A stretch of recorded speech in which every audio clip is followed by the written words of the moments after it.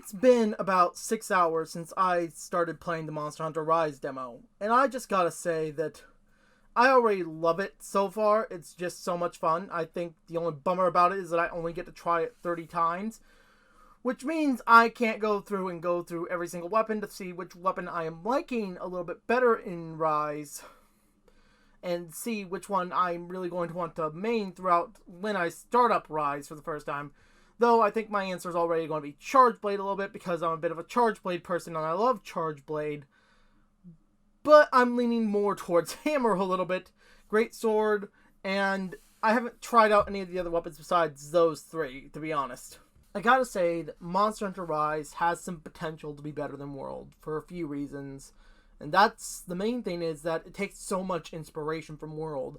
The map no longer being just separated by loading zones, instead being all interconnected in just one giant map that you fight the monsters in. Multiple monsters being on the map instead of just one monster guaranteed to be on the map and maybe an intruder. The weapons all retain their fighting style from World. From what I've seen with only the 3 weapons that I've used, it seems like all the weapons have retained the fighting style from other videos that I've seen.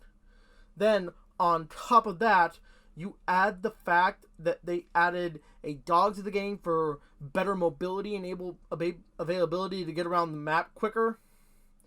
And you have some potential there to be better than World mechanically and gameplay-wise, and even in the competitive scene when it comes to like speedrunning monsters.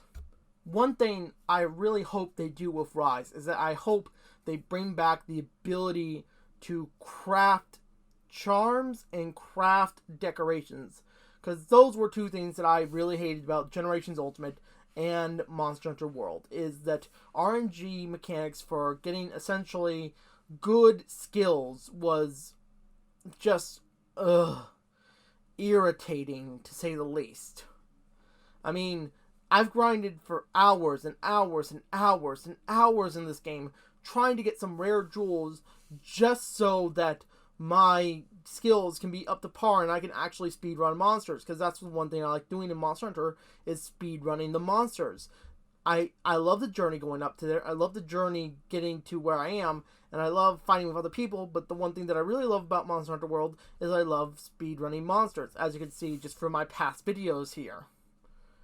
But the problem with my speedrun things were that I wasn't using the most optimal sets. And that's because that I couldn't get the most optimal decorations with all the grinding that I did in World.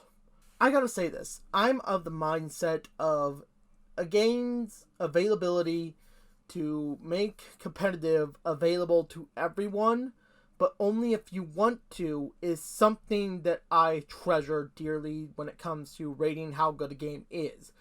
Take a look at Pokemon Sword and Shield. They made getting into competitive a lot easier and a lot less randomized, because I feel like that back in the older generations you had to rely on a lot of RNG when it came to getting good IV Pokemon, or getting a Pokemon with a hidden ability, or getting a Pokemon with better natures. And now they have ways in Sword and Shield of modifying that so you can make a competitive Pokemon instead of having to rely on pure RNG for a Pokemon.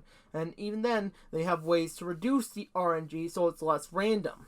So for Monster Hunter Rise to be good, it should bring back both craftable talismans and craftable decorations. While World only had craftable talismans, and Generations Ultimate only had craftable decorations, for it to be good, it needs to have both.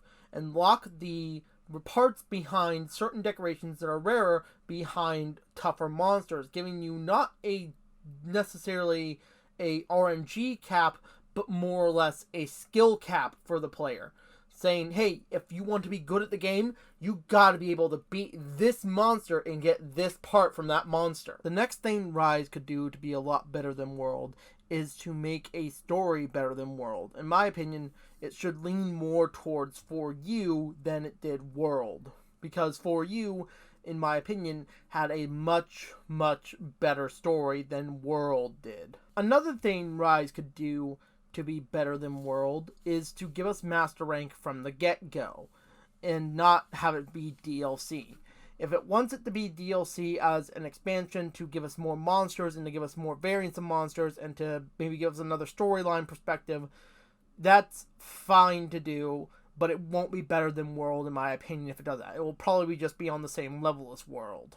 One thing I think Rise will do that World did is have a layered armor system, because layered armor, when it was introduced, was so loved that when the Iceborne expansion came in, they started giving layered armor to more monsters. They started with low rank, then they went to high rank, and then finally master rank monsters. And all the layered armors look so good. Like, I get that the regular armor pieces that look good, but they look so good.